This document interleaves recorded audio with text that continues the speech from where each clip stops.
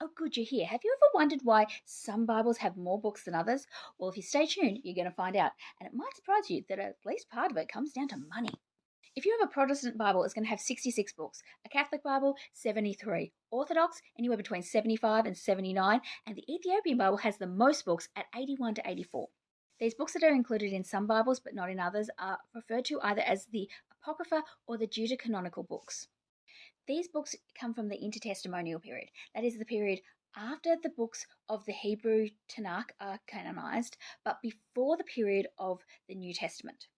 As such, they have never fully fit into either of the testaments, meaning they took up this third middle space. Arguments for whether or not these books should be considered canon can be traced all the way back to the 4th century, but it's not as simple as at that point they were then taken out. Despite questions about the authenticity, authorship, and divine inspiration of these books, they did continue to be included in Protestant Bibles until the 19th century.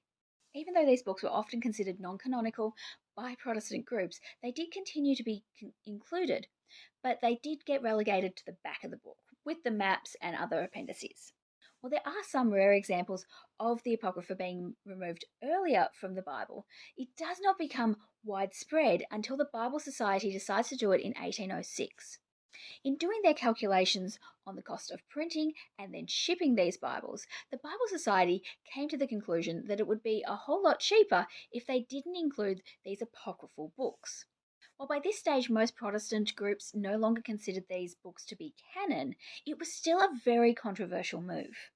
However, over time, it did become more and more popular for printers of Bibles to not include the Apocrypha in Protestant versions of the Bible. Despite what conspiracy theorists will say online, these books were not banned or removed because of some secret or dangerous knowledge that the church did not want people to have. Instead, they had simply fallen out of favour, and it became a cheaper option to not include books that were no longer considered canon.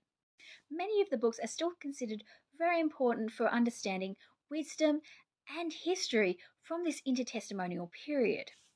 These books are also very easy to find either through buying an Orthodox or Catholic version of the Bible, or alternatively, you can just find them online. In fact, it's becoming more popular to even include the Apocrypha in many Protestant versions of the Bible. Remember, not everything comes down to a conspiracy. Sometimes it's just someone trying to save a buck or two. But there you go. The more you know. Follow along for more Bible history with me. There.